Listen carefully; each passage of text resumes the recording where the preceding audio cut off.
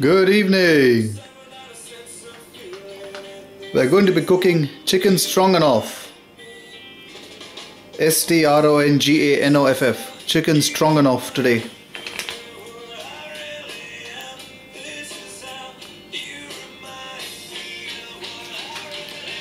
What is stroganoff? Stroganoff first appeared in Russian cookbooks in the mid 1800s, presumably after someone in the Stronganoff family in Russia. The dish became popular in America in the 1950s after the soldiers returned back from Europe and China after World War II. Some versions use mustard, which I don't like in any of my cooking, and stock, which I will use in my cooking. You can see in the center of the picture. What are the ingredients for chicken stroganoff? Obviously the chicken, about half a kilogram of chicken. You only ever need one onion. You can either have a green onion or a brown onion. I usually like the hotness, so I've taken half an onion each of red and green. You need some sour cream later on in the recipe. You need some sweet potatoes. You need some mushrooms. Here's a chicken stock, cubes, 2 of them. You'll need garlic. You'll need chives. You'll need some paprika, salt and pepper. And you can use either of extra virgin olive oil or vegetable oil for this. So let's start cooking chicken stroganoff. The first step is to actually boil the chicken in the olive oil until it's fully golden, which we will do next. The first step in stroganoff is to actually heat your half a kilogram of chicken in olive oil, about 2 tablespoons or 1 tablespoon, depending on how much you like to heat it on. It's all personal choice. Now the jury is out at this stage. You could add the onions at this stage if you like. You could add just half of those onions which you cut, or even just 1 spoon like this at this stage. For hotness, because I like it to taste hot but not spicy, I like to add more onions. It also helps with the cooking process. There's something called the science of cooking. So it also helps with the cooking process, but even if you don't add onions at this stage, it's fine. And the end point of heating the chicken is until you see it browned on all sides. That's the time to stop heating.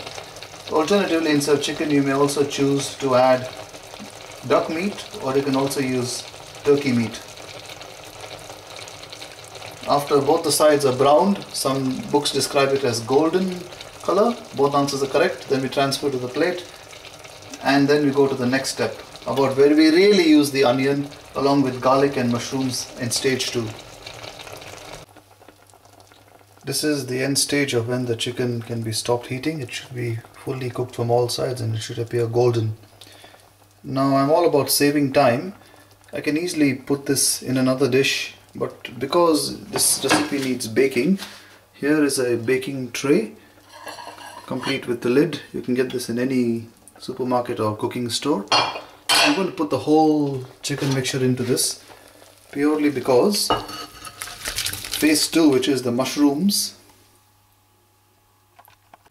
This is phase 2 of the chicken stroganoff recipe. Now that you removed all of the chicken boiled in vegetable oil / olive oil previously, with or without onions, it doesn't matter, that can be taken into the baking dish. This is how it looked like after I removed it from the baking dish. It's all in there.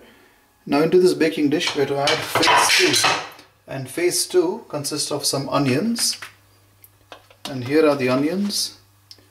You could use either half of the onions in phase 1 and half of the onions here in phase 2, or all of the onions here in phase 2. In total you only need 1 onion for this recipe.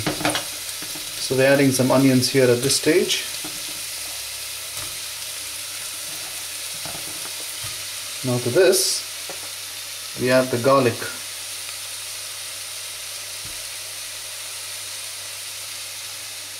Here's the garlic. We will add some garlic into it, about 1 tablespoon worth. Then to this we add those mushrooms. It's around 200 grams of mushrooms. Any type of mushroom you can use. You can use shiitake mushrooms or brown mushrooms or Swiss brown or white mushrooms. It doesn't really matter. Mushrooms are full of proteins, in case you didn't know. Rich source of proteins. And then we add some paprika. Now it depends how spicy you like it. Everyone's different. I just like one little whiff of it. That's all I'll take. And to this, you might remember those stock cubes I was talking about. You can add a couple of stock tubes. Now out of this presently being boiled mixture, it will create its own fluid. So you don't really need to create chicken stock separately. You can simply add the stock cubes, and the fluid generated out of this mixture itself will contain fluid which will dissolve the chicken stock cubes. All you got to do is to stir it regularly. And this mixture can be heated for the next 2 to 5 minutes. This is the completion of phase 2. You can see the mushrooms have become softer, the onions have browned. I wanted to show you something at this stage. You can see how the fluid is generated from the onions and the mushrooms themselves, but the stock cubes sometimes don't melt. They appear like this. You can see that the tip of the spoon, the chicken stock cube, this needs to be broken with your spoon and completely blend into the mixture. Otherwise, it still remains as a lump even after the boiling process. Even after the baking process, it still remains as a lump, and then it comes into the mouth as a strange lump and you're actually eating the final recipe. So break it into bits like this when you see it. Hunt for it and break it. But otherwise, it's all ready to go.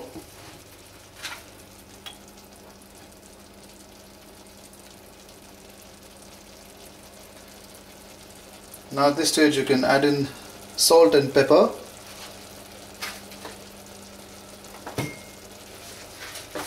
Here's the salt. I'll do the pepper later because I need to use 2 hands. Here's the pepper. This comes in at this stage. And then to this we can now stop the heating process, switch that off, and add in the sour cream. So this is the sour cream, about quantity wise just 250 grams of it. That can be put in at this stage, the whole thing into this. But don't allow it to boil, because soon after putting in the sour cream into this mixture, you then have to pour this whole thing into the chicken which is already in the baking bowl, and then put this into the oven. Here is the sour cream just been added to the mushrooms and onions bit, and I've stopped the heating, and we're not going to let it burn. We're going to straight away transfer it into the chicken mixture. So all this goes into this.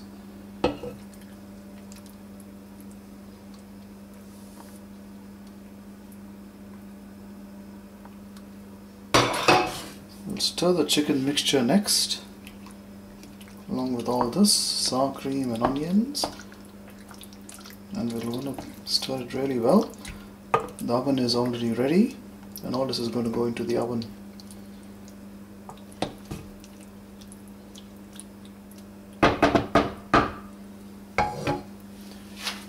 Now you may ask, when are we going to use the chives? The chives are used after it comes out of the oven.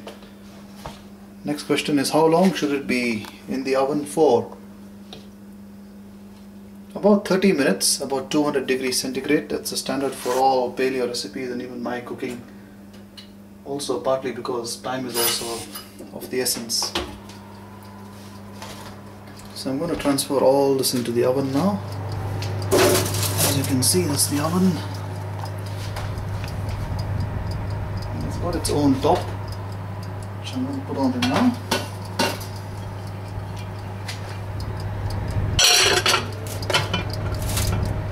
And it stays there for 30 minutes.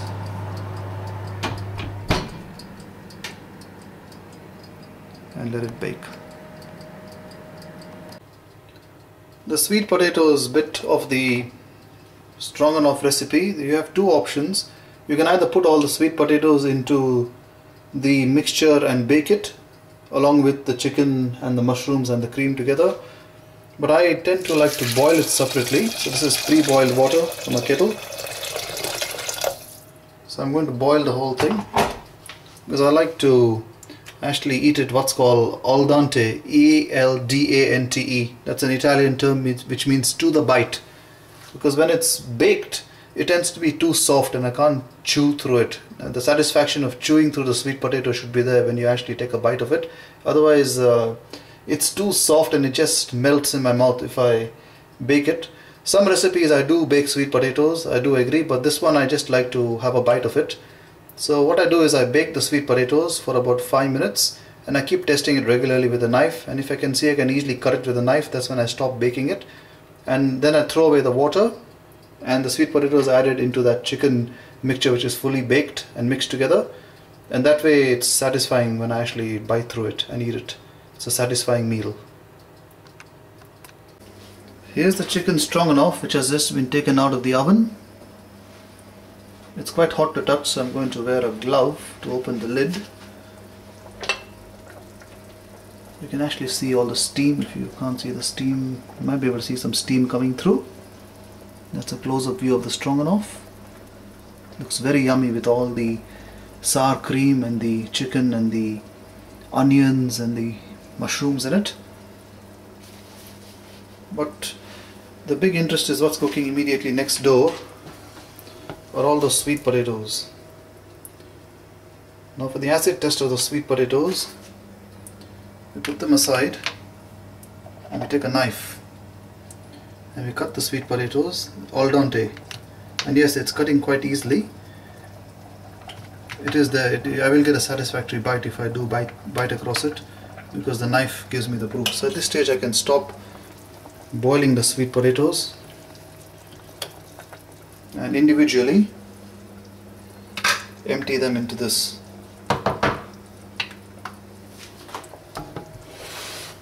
And that completes the recipe.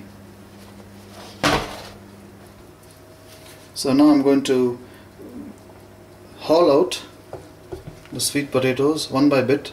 You don't need the liquid, all the liquid can be thrown away of this. You just need the sweet potatoes alone, and all that goes into the stroganoff mixture. And remember, the alternative way is you can also simply add the unboiled sweet potatoes into the stroganoff mixture in the first instance inside the oven. These sweet potatoes get baked that way in the oven.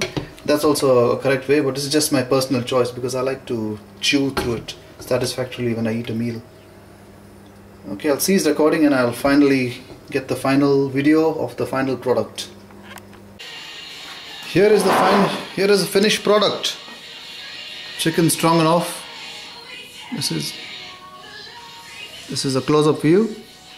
Here are some beautiful candles for the meal.